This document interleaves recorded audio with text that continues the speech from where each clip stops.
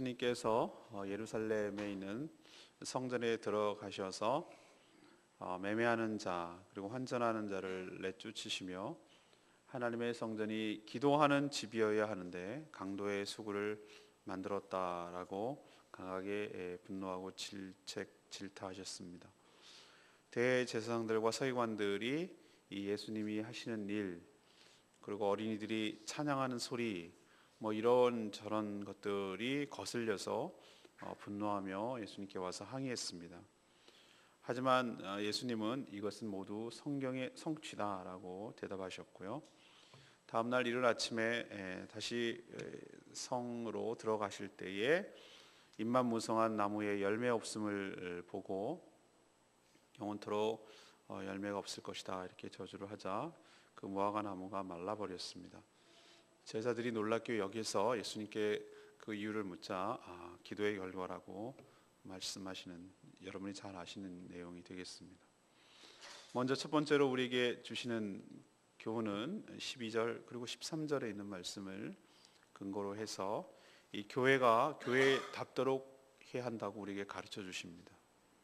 성전은 하나님께 제사, 우리로 치면 예배하는 플레이스, 장소입니다. 그리고 기도함으로써 하나님과 만나는 경건한 곳이죠. 그러나 타락한 인간은 가장 신성해야 할, 거룩해야 할 장소까지 편의와 이익에 눈이 멀어 변질시키고 타락시켰습니다. 당시 성전에서 벌어지고 있는 상황은 나름대로 다 타당한 이유가 있습니다. 레위기 제사법에 따르면 제사용 제물은 일단 흠이 없어야 합니다. 데리고 오는 과정에서 이런저런 상처가 생기면은 결격 사유가 되기 때문에 제사를 정작 드릴 수가 없습니다. 당시에는 차도 없었기 때문에 다 도보로 움직여야 하기 때문에 제사용 제물을 가지고 온다는 것도 쉽지가 않을 뿐만 아니라 가지고 온들 이 검은 커넥션에 따라서 제사장들이 타박을 놓는 거예요. 여기서 사라는 것이죠. 그러면은 문제 삼지 않는다는 것이죠. 그래서 현장에서 돈 주고 사는 것이 훨씬 더 편했어요. 돈 들고 오는 것도 쉽고 돈의 기능 중에 하나인 것이죠. 그래서 자연스럽게 성전에서 마켓, 제사용 제물을 사는 시장이 형성된 것이죠. 또 전 세계에 퍼져 있는 당시는 이제 여러 가지 디아스포라라고 말하는 전 세계 흩어진 유대인들이 명절 때 3대 절기는 다 지키지 못하더라도 1년에 한 번 정도 아니면 경연이라도 전 세계에 그 당시에 소아시아뿐만 아니라 지중해 해안 저쪽 오른쪽에 있는 나라까지 다 포함해가지고 다 모여들기 때문에 대부분 통용되는 화폐가 로마 화폐를 많이 썼을 거라고 보여집니다. 근데 이 당시에 뭐라고 생각을 했냐면은 이방인들의 화폐를 하나님께 헌금으로 드리는 것은 옳지 못하다. 그것도 웃기는 얘기죠. 하나님은 다 받으세요. 달러도 받고 일본 엔화도 받으시고 다 받으시는데 이 사람들이 생각하기에 성전에 드리는 이게 율법주의죠. 외식하는 것이죠. 외식하는 거. 제가 군대 갔을 때 지금도 생각나는데 돈을 못 갚게 하거든요. 사고 칠까봐 쿠폰을 해요. 쿠폰. 훈련병 얘기입니다. 논산 연모대. 그 군종병 얘기를 아직도 잊어버릴 수 없어요. 하나님 쿠폰도 받아. 우리들한테 그렇게 얘기해 주더라고요. 그래 쿠폰도 받는구나 이런 생각을 했어요. 자, 그러면 어떻게 됩니까? 안 받으니 로마 돈을 안 받으니 어떻게 됩니까? 당시 쓰지도 않는 성전에서만 통용되는 그 돈으로 환전을 해야 되는 거예요. 그래서 어쩔 수 없이 또 환전상들이 명동도 아닌데 쫙 또 이렇게 성전 안에 깔려 있게 되는 것이죠. 여기 이 플레이스 장소는 안에 성소 지성소는 아닌 것 같고 이방인의 뜰, 유대인의 뜰, 성소, 지성소 이런 식으로 들어가는 거거든요. 근데 아마 이것이 제 생각에는 이방인의 뜰 정도가 아닐까라고 여겨지지만 아무래도 그것은 전체 우리가 성전 하면은 그거까지 포함하는 개념이니까 그런 일이 있었단 말이죠. 얼마나 편합니까? 누이 좋고 매부 좋고. 근데 이게 왜 이런 커넥션이 되냐면은 제사장들이 그런 쪽으로 돈을 버는 거예요. 예를 들면 야, 자리세 내 너 이 이익을 생기잖아요. 우리도 여러분 되게 억울하지 않습니까? 외국 나갈 때 살 때 돈, 팔 때 돈, 환전할 때 달러, 이 환차익 엄청나잖아요. 환전할 때 얼마나 속상하냐면 달러로 사고 또 무슨 돈으로 사고 이중으로 하면은 내가 바보 된 것 같은 느낌 받을 때가 있어요. 그만큼 손해를 보는데 이 당시도 당신이 그랬겠죠. 그리고 그 이익금을 어디에 줬겠습니까? 이 편의를 봐주고 이 자리를 봐주는 제사장 그룹에게 뒤로 돌아갔겠죠. 그리고 제사장이 타박 놓지 않는 조건으로 뭐 비표를 하건 뭘 하건 여기서 판다는 증표가 있으면은 재물에 대해서 타박 놓지 않았겠죠. 그리고 그 이익은 또 어디로 돌아갔겠습니까? 또 제사장 그룹에 들어가고. 그러니까 그거를 묵인하고 용납해주고 오히려 뒤에 봐주고 또 그 장사는 장사대로 넘어가고 이런 구조가 성전 안에서 일어났던 것이죠. 묵인하고 조장하고. 주님께서 이번에 공생이 3년 차신데 그동안에 예루살렘에 방문하셨을 때는 성전에 들어오셨는데도 이러지는 않으셨을 것 같아요. 근데 지금은 예수님 십자가 달리기 한 주 전이 아니고 5일 전, 3일 전입니다. 이제 3일 전, 5일 전이겠네요. 그런데 주님의 분노는 이번엔 극에 달했어요. 이렇게 매매하고 환전하는 자들을 내쫓으셨어요. 근데 참 지혜롭게 하시는 분이에요. 매매하는 자들을 내쫓으시고요. 돈 바꾸는 사람들 상 있잖아요. 그걸 엎으셨어요. 그리고 비둘기 파는 사람들의 의자를 엎으셨어요. 비둘기 파는 사람들의 상을 엎으면 비둘기 날아가잖아요. 그래서 이렇게 의자를 이것도 참 지혜롭게 하시는 것 같아요. 그렇게 해서 어쨌든 이렇게 내쫓으시고 못하게 하셨어요. 자, 지금은 성전입니까? 아닙니다. 성전은 오히려 우리의 몸이 성전인 줄로 믿습니다. 이건 우리에게 주는 굉장히 메타포가 큰데 너희 몸이 하나님이 영이 거하시는 거룩한 성전인 줄 모르느냐 라고 얘기하시는 거예요. 그래서 몸으로 짓는 간음죄는 바깥으로 짓는 죄가 아니라 몸 안에서 짓는 죄이기 때문에 크게 다루신다고 말씀하신 것이 신약에 나와요. 그리고 우리 안에 이런 행위가 아니라 우리 마음 안에서 일어나는 일들, 매매, 환전, 거문 이익을 취하고 이렇게 하는 오로지 하나님의 영이 모시고 있어야 되는 이 거룩한 몸에서 우리 몸으로 범죄하는 일을 사용한다면 우리는 성전은 지금 없지만 예루살렘 가도 없지만 우리도 똑같은 이런 책망을 받게 된다는 것을 우리에게 도전하고 있는 것이에요. 너희들 성전을 너희 몸이 하나님의 거룩한 성전인데 너희 몸을 거룩한 몸으로 만들고 그리고 그런 매매하고 그 다음에 편의를 봐주고 환전하는 이런 요소, 인간적인 요소가 있다면 그것을 제거하고 내가 쫓으라고 주님께서 강하게 책망하고 있는 말씀도 되겠습니다. 좀 더 확대돼서 우리 거룩한 성전들이 모여있는 성도들의 공동체인 교회가 세속적 가치로 작동되거나 변질되지 않기를 주님께서는 강력하게 바라고 계세요. 꼭 그런 건 아니지만 저는 옛날부터 이 말씀을 읽을 때마다 굉장히 부담감이 있는 것이 있어요. 전의 교회도 그랬고 전전 교회도 그렇고 물론 순수한 의도라고 말하는 건 이해하겠어요, 제가. 그런데 아직도 저는 그게 굉장히 불편해요. 어떨 때는 저도 뭐 어떻게는 묵인할 때도 있겠지만 이 말씀이 자꾸 그거랑 연관시키는 것 같아서 굉장히 불편한 게 하나 있는데 교회에서 어떤 거 파는 거예요. 예를 들면 다 이유가 있어요. 예를 들면 여전도 연합회에서 예를 들면 어려운 미자리 교회를 돕기 위해서 이번에 미역을 해가지고 어떻게 하고 김치를 하고 이렇게 하는 거거든요. 그런 건 나도 봤고 또 그런 걸 수없이 봐왔어요. 근데 저는 계속 마음에 이 말씀을 이게 묵상하고 할 때마다 그게 걸려요. 하나님께서 정말로 아무리 좋은 목적이라 하더라도 이거 보세요. 얼마나 좋은 목적이에요. 재물을 갖고 와야 되고 또 환전해야 되고 굉장히 편의를 봐주고 오히려 더 도와주는 것처럼 보이잖아요. 근데 우리는 이 목적을 위해서 수단이 정당화된다라고 생각하는데 그렇지 않다고 생각해요. 목적이 거룩하면 수단도 거룩해야 될 줄로 믿습니다.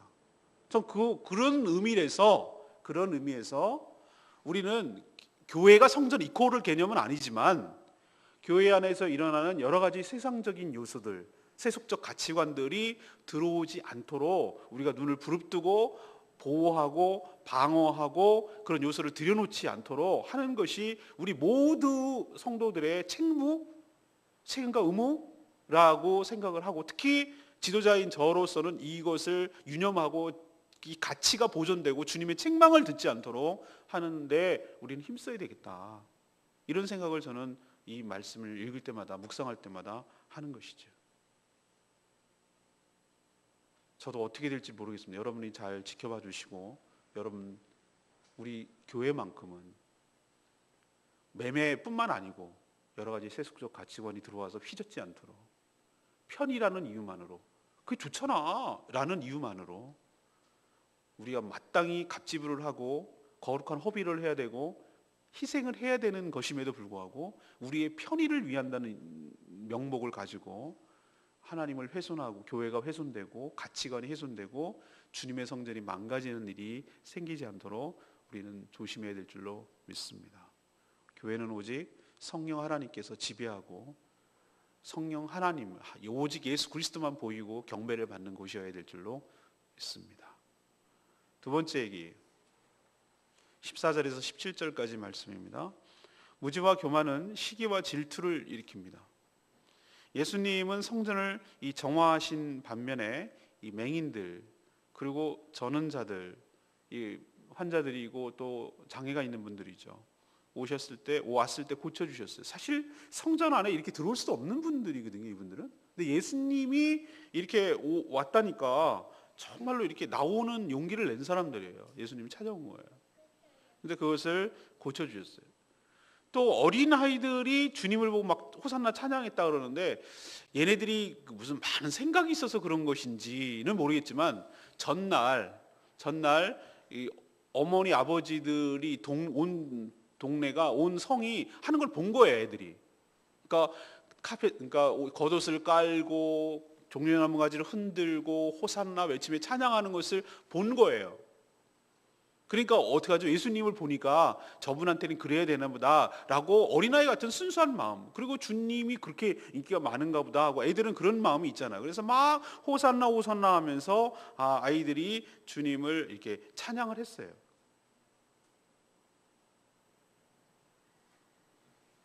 이런 일련의 사건들, 누굴 심기를 건드렸죠? 자기가 성전의 주인이고 오너라고 생각하고,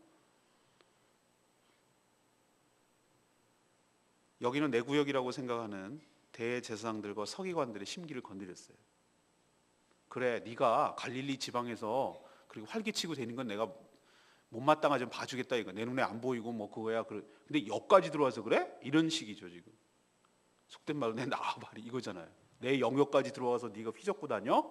라고 생각을 하고 마음으로 이게 행하는 예수님의 모든 것들이 못마땅한 거예요. 그래서 예수님께 와서 이제 따지는 거예요. 때로 와서, 당신 저렇게 말하는 것을 듣고 있느냐? 저기 지금 애들이 막 호산나 호산나 그러고 그렇게 말하는 게 타당하다고 생각하냐? 이거죠. 너는 그것도 말리지 않느냐? 이 얘기예요. 넌 그걸 즐기고 있느냐? 이런 식으로 지금 따지고 있는 거예요. 예수님은 뭐라고 얘기하셨냐면은 시편 8편 2절을 인용하셨어요. 그것은 뭐냐면 어린이들과 젖먹이들 입에서 나오는 찬양을 주님께서 온전하게 하셨다, 온전하게 받으셨다라는 말씀을, 시편을 인용해서 저렇게 어린아이들이 하는 말이 성경을 성취하는 것이고 그것은 타당한 것이니 옳다라고 얘기 지금 하는 거예요. 너희들 그거 갖고 시비를 걸지 마라라고 얘기하는 거예요.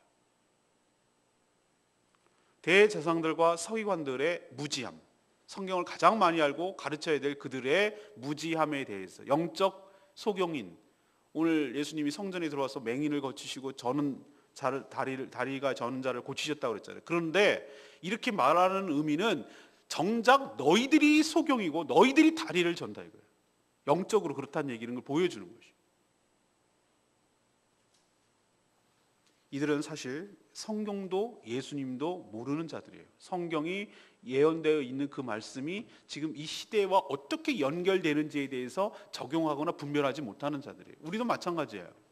성경 우리가 모릅니까? 수많이 있는데 그게 나랑 아무런 상관이 없고 이 시대를 읽어내고 이 시대를 살아가는데 나랑 아무런 도움이 없다면 그거는 성경의 책일 뿐이고 북일 뿐이고, 그는 살아계신 하나님의 말씀은 나에게 다가오지 않는 것이죠. 이들이 성경을 모릅니까? 시편을 모릅니까? 수없이 읽었을 거고 수없이 가르쳤을 거고 그러나 정작 이 상황에 딱 맞닥뜨리는데도 모른다 이거예요. 그럼 모르는 거죠. 우리도 이럴 수 있습니다. 사랑하는 여러분, 영안이 떠지기를 바라고 성령 하나님께서 여러분이 말씀이 깨우쳐지고 그 말씀이 무슨 의미인지 분명히 알고 여러분의 삶을 지배하고 여러분의 삶을 인도해 나가는 생명의 말씀 되기를 간절히 축원합니다. 이게 소중한 거예요. 안다는 게 중요한 것이에요. 그들은 무지할 뿐 다만 자기가 알량한 그 지위, 직분 이것만 붙들고 교만하게 행할 뿐이에요. 그러니 이따위 소리를 하죠. 지금 누가 누구에게 해야 할 소리입니까? 그렇죠? 오히려 예수님이 책망해야 될 소리. 너희들은 왜 어린아이들처럼 호산나 찬양 안 하니? 이렇게 야단쳐도 시원치 않을 파는데 거꾸로 됐다는 거예요. 사랑하는 여러분, 무지 그리고 교만 이런 것은 자기가 받아야 될 영광을 이 사람이 받으니까 시기하죠. 그리고 질투하죠. 어린아이들이 자기를 존경하고 자기를 따라야 되는데 예수님이 돌아가니까 그게 싫은 거죠. 기억하십시다. 여러분, 무지, 말씀에 대해서 또 예수님에 대해서 무지하고 또 껍데기 같은 거 붙들고 앉아서 우쭐거리고 내가 더 낫다고 생각하는 교만함은 내 어떤 형태로 나타나냐면 시기하고 비교하고 질투하는 형태로 나타납니다. 그럼 내 안의 감정에서 남하고 비교하려고 하고 비교하는 가운데 내가 행복을 느끼고 내 상대적으로 괜찮다, 난 쟤보다 못하다, 뭐 이런 열등감과 우월감을 느끼고 내가 있다 지금. 그리고 괜히 시샘이 나고 괜히 그냥 파토 놓고 싶고 괜히 그냥 찝쩍거리고 싶고 괜히 미운 소리 하고 싶고 이러면 내가 지금 그러고 있다라고 생각하면 100%입니다. 그걸 뭐라고 생각하냐면 내가 영적으로 지금 굉장히 어두운 가운데 있다.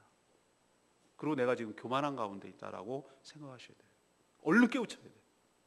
그래서 얼른 내려놓고 내가 가리워진 모든 것들이 주님 내 손을 내 눈을 만져 주시옵소서. 소경 바디메오처럼 여리고에서 있었던 일처럼 주님 내 눈을 떠 주시옵소서. 주여 저를 불쌍히 여겨 주시옵소서. 내 눈이 열려 주님을 보게 하여 주시옵소서. 그렇게 주님께 내려놓고 주님만 보이고 말씀이 깨달아지는 역사가 일어나기를 간절히 축원합니다.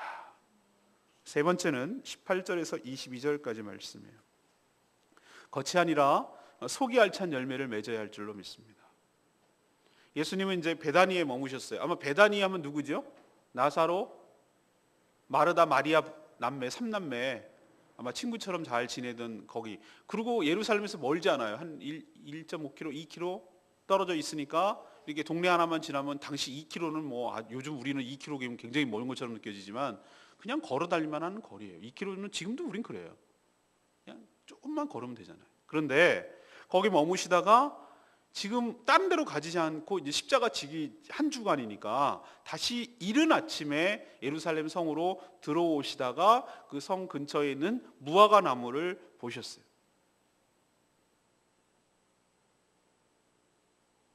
우리 예수님도 아침 식사 하시나 봐요. 아니면 저녁을 잘 못 드셨든지. 마르다 마리아 보고 잘해줬을 것 같은데 배가 고프셨어요. 저는 여기서 우리 예수님의 인간적인 모습을 봐요. 그분도 인간의 몸을 갖고 있기 때문에 배가 고프시면 당연하죠. 그래서 무화과 나무를 보고 열매가 있을까? 혹시 저렇게 무성하고 그런데? 라고 생각했는데 보니까 잎만 무성하고 열매가 없었어요. 무화과 열매 맺는 순서 아시죠? 예. 아직 때가 아니에요. 이때가 4월, 6월절이니까 4월인데 무화과 나무는 여름에 나잖아요. 우리도 그렇잖아요. 근데 예수님이 뭐라고 그러시냐면 이제부터 영원토록 열매를 맺지 못할 것이라고 저주하셨어요. 마태복음은 곧 즉시 말랐다고 그랬는데 다른 복음서에는 그날 오후에 마른 것이 확인이 돼요. 그러나 어쨌든 말랐어요. 아직 열매 맺을 시기가 아니었기 때문이죠. 전 맨 처음에 이 말씀을 보고 굉장히 당황했어요. 아니 당연하지. 열매 맺는 시기가 아니니까 안 열리는 것 뿐인데 그거 갖고 승질내시면 배고파서 저러시나? 우리도 배가 고프면 막 히스테릭한데 예수님 왜 그러시지? 막 이런 생각을 했던 거예요. 아니 그런 식으로 따지면은 그렇게 맺도록 열매를 맺도록 만드신 분인데 그거 갖고 화를 내시면 자기 자가당착이잖아. 자기가 만든 피조물이 왜 저래? 라고 말하는 것은 이건 웃기잖아 라고 생각을 했어요. 근데 여기서는 왜 이 타이밍에 이 에피소드가 들어가는지 그 맥락을 이해해야 돼요. 그 디테일한 그거를 얘기하는 게 아니라 여기서 왜 이런 얘기가 여기 안에 끼어 들어가는가, 그거를 이해를 하셔야 돼요. 예수님 왜 이런 퍼포먼스가 얘기를 하셨고, 왜 이런 얘기를 이 타이밍에, 왜 예루살렘 성에서 십자가 지기 전에 이런 얘기를 하시는지를 우리는 전체적인 흐름과 맥락 속에서 이 말씀을 이해해야 돼요.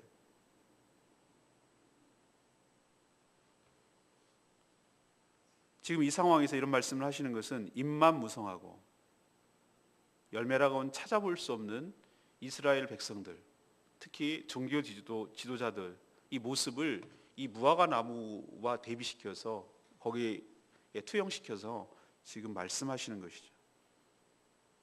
여전히 외형적으로는 문제가 없어요. 성전은 성전대로 돌아가요. 제사는 제사대로 진행되고 있고, 지금 유월절 절기는 절기대로 지켜지고 있어요. 포로 때 막 파괴되고 다 망가졌던 그것들이 어쨌든 다시 복원이 되어서 대제사장도 있고 서기관들도 존재하고 있어요. 외형적으로는 시스템이 율법적으로 돌아가는 것처럼 보여요.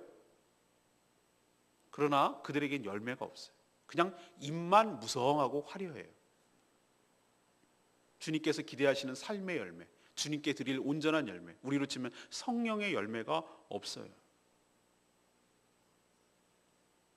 만약 무화과 나무가 우리를 보고 지칭하는 것이었다면 정말 두렵고 떨리는 말이 될 것입니다. 영원토록 너는 열매를 맺지 못할 것이다.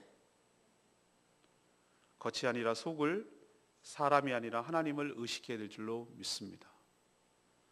점점 한국 교회가 그렇게 되는 것 같아서 가슴 아프고 속상해요.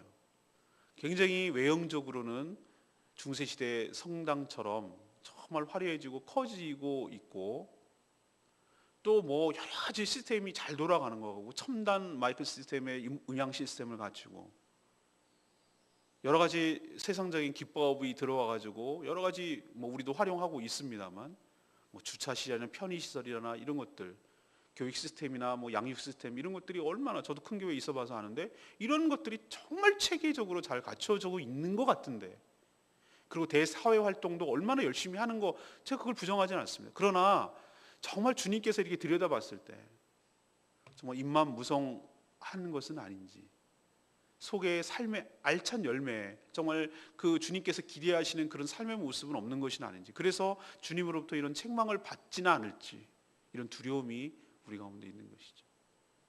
사랑하는 여러분, 우리도 한 그루의 무화과 나무라고 친다면 입만 화려하고 무엇만 이렇게 겉으로 부품하게 보이는 데 신경 쓸 것이 아니라 주님께 드릴 내 삶의 열매가 있도록, 내일도 말씀드리겠습니다만 성령의 9가지 열매가 내 삶에 맺히도록, 무화과 나무의 열매가 맺히도록 우리가 신경 쓰고 살아가는 저와 여러분 되기를 소망합니다. 22절 말씀, 너희가 기도할 때 무엇인지 믿고 구하는 것은 다 받으리라 하시니라. 예수님이 저주한 무화과 나무가 곧 말랐죠. 그래서 놀라서 제자들이 그 이유를 물었어요. 비결을 묻는 거죠. 어떻게 그렇게 될 수 있습니까? 라고 물었을 때 뜻밖에도 믿음이 있고 의심하지 아니하면 이뿐 아니라 산더러 들려서 바다에 던져지라고 해도 그렇게 될 것이다. 이렇게 예수님이 대답하셨어요. 믿음으로 구하는 방법이 뭡니까? 믿음의 기도죠. 기도할 때 무엇이든지 믿고 구하는 것은 다 받으리라, 이렇게 주님께서 말씀하셨습니다. 그래서 오늘 이 무화과 말른 사건을 통해서 우리에게 도전 주고 있고, 또 저에게 이렇게 강하게 때리는 말씀 뭐냐면은, 우리의 문제점이 뭔가? 왜 우리는 무능하지? 왜 우리는 이렇게 어떤 것을 할 때 아무런 영향력이 없지? 이런 생각을 할 때 오늘 예수님의 말씀에 다시 한번 번쩍하는 거예요. 그 이유는 믿음의 기도가 아니라는 것이죠. 기도를 하긴 하는데 믿고 기도하는 게 아니라 그냥 의례적으로 맹무새처럼 이렇게 그냥 기도하는 거라는 거예요. 사랑하는 여러분, 하나님 말씀대로 구하는 대로 주님께서 이 기도를 들으시고 응답하여 주시고 하나님께서 주실 줄로 믿습니다. 믿습니다. 막 믿고 싶은 거기에 믿음이 아니고, 잠잠히 말해도 주님을 신뢰하고 주님께서 그렇게 하실 것을 정말로 믿는 게 믿음의 기도일 줄 믿습니다. 그리고 기대하는 것이죠. 그리고 기다리는 것이죠. 그런 믿음의 기도를 행할 때 주님만 이런 놀라운 역사를 일으키는 것이 아니라 우리에게도 놀라운 역사가 일어나게 될 줄로 믿습니다. 주님이시니까 가능했고 우리는 안 된다 이런 거 버리시고, 주님이 오늘 분명히 얘기하셨어요. 저는 예수님이 하신 모든 말씀을 신뢰해요. 전 믿어요. 예, 그분을 믿기 때문에. 그래서 예수님이 하신 말씀은 진리입니다. 그리고 이건 그냥 허투루 하신 말씀이 아니라고 저는 생각을. 이것까지 의심하면은 저는 여러분 신앙 없는 사람이라고 생각해요. 저는 이건 믿어요. 예수님이 하신 말씀은 100% 진리예요. 그리고 그대로 될 줄로 믿습니다. 왜? 어떻게 하라고요? 너희들 믿고 구하는 것을 의심하지 말라고. 그리고 믿음의 기도를 하라고. 그러면 이거보다 더한 일, 산을 바다로 옮긴다는 거잖아요. 이런 놀라운 역사가 일어난다. 그러니 너희들 믿음의 기도를 간구를 함으로 너희도 놀라운 역사를 체험하며 살라고 하시는 말씀이 오늘 말씀이 되는 것입니다. 오늘 제가 세 가지 말씀드렸습니다. 오늘 성전 정화 사건을 통해서 우리에게 도전 주시는 말씀이 있어요. 너희 몸을 거룩한 성전으로 알고 세상의 가치관과 더러운 것들이 이 몸으로 짓지 않도록 하라는 것이죠. 그리고 이 안에 성령께서 계시도록 하라는 것이죠.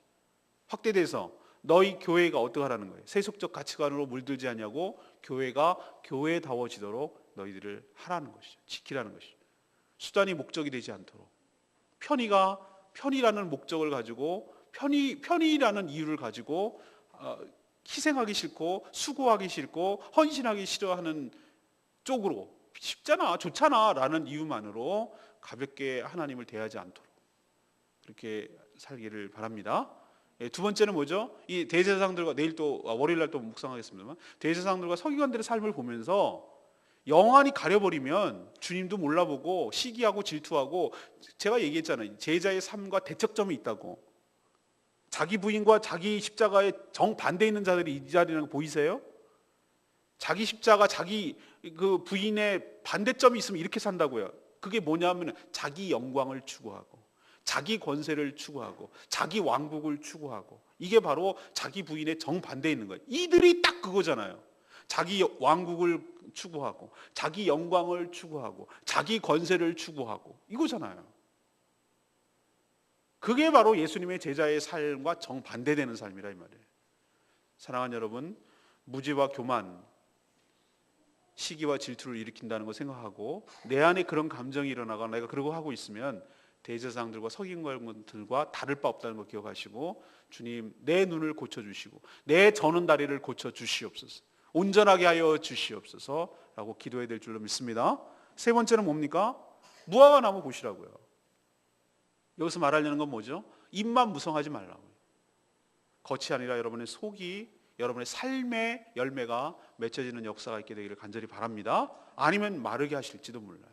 영원히 이런 두려운 말 두렵고 떨림으로 받으시고, 하나님 제 겉이 아니라 제 내면이, 내 삶이 주님이 받으시기 합당한 거룩한 열매로 주렁주렁 맺혀지기를 간절히 소망합니다. 제 삶을 이끌어 주시고 보호하여 주시옵소서. 이렇게 기도하는 저와 여러분 되기를 소망합니다. 오늘 말씀 붙들고 우리 찬양집 32장 부르고 기도하겠습니다.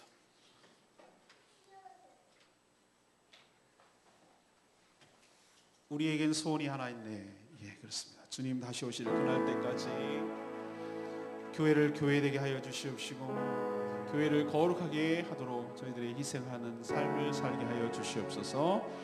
다시 한번 우리 말씀을 생각하면서 오늘 찬양합니다. 우리에게 소원이 하나 있네. 우리에게 소원이 하나 있네. 주님 다시 오실 그날까지 우리 가슴에 새긴 주의 십자가 사랑, 이 교회를 사랑해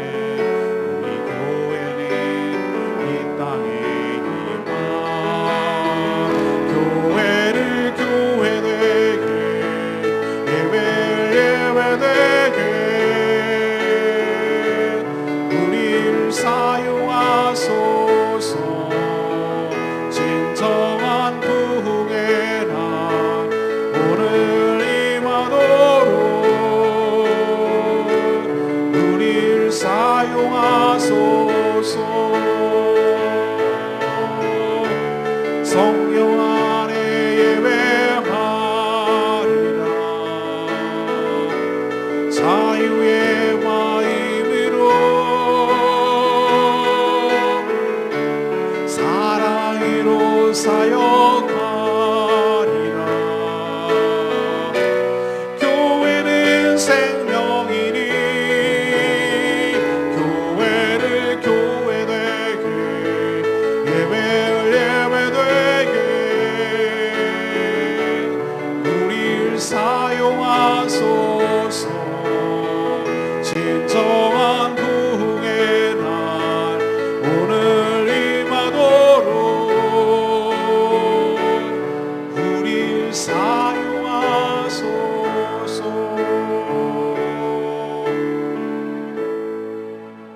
여러분 정말 그렇게 되기를 원합니까? 교회가 교회 되기를 원합니다. 물론 성전이 교회는 아닙니다만 우리 몸이 성전입니다. 그러나 오늘 말씀을 통해서 주님의 분노를 우리는 읽어낼 줄 알아야 됩니다. 우리의 편의를 위해서 다 좋자고 하는 것 아니냐, 이런 식으로 우리의 신앙이 변질되는 것은 아닌지, 좀 더 편한 쪽으로, 좀 더 쉬운 쪽으로, 그러다 보니 본질은 어디 가버리고 껍데기만 남아서 하나님을 너무나 가볍게 섬기는 것은 아닌지, 우리가 입만 무성한 것은 아닌지 우리를 돌아보게 하여 주시옵시오. 그냥 직분이나 붙들고 앉았고 내가 신앙의 연수만 붙들고 앉았고 이런 자기 부인의 정반대의 삶을 살아가고 있는 것은 아닌지 하나님 돌아보게 하여 주시옵소서. 주님 은혜를 베풀어 주사 오늘 주님의 그 강한 책망, 성전을 점화하시는 예수님의 분노를 깨닫게 하여 주시옵시오. 아무런 열매 없는 무화과 같은 나무에게 정말로 저주를 퍼부으시는 것 두렵고 떨리는 마음으로 받게 하여 주시고 우리 삶과 대비시켜서 주님 저희들은 그러지 않게 하여 주시고 저희들의 삶을 풍성하게 인도하여 주시고 하나님 삶의 열매가 있게 하여 달라고 다같이 주여 외치며 나갑니다. 주여 교회를 교회되게 예배를 예배되게 우리를 사용하소서. 진정한 부흥의 날 오늘 임하도록 우리를 사용하소서. 성령 안에 예배하리라. 자유의 마음으로 사랑으로 사역하리라. 교회는 생명이니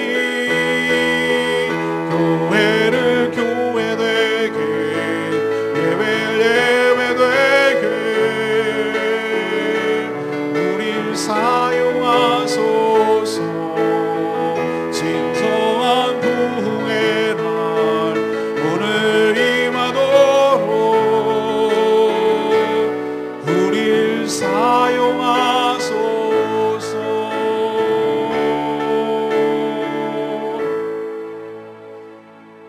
하나님, 성전이 기도의 집이 아니라 강도의 소굴이 되었듯이 저희 마음이 그러지 않는가 두렵습니다. 이 시대에 또 우리 교회도 그렇지 않을까 두렵고 떨립니다. 주님으로부터 강하게 책망받으며 내쫓길까 두렵습니다. 주님, 저희 몸이 거룩한 성전이 되게 하옵소서. 성령의 불로 태워주시옵소서. 모든 죄악된 요소가 다 사라지도록 성령 하나님 역사하여 주시옵소서. 이 모든 죄악들이 소멸되게 하여 주시옵소서. 교회가 교회답도록 거룩하고 정결하게 하여 주시옵소서. 진정으로 주님께 예배하며 기도하는 공간이 되게 하여 주시옵시오.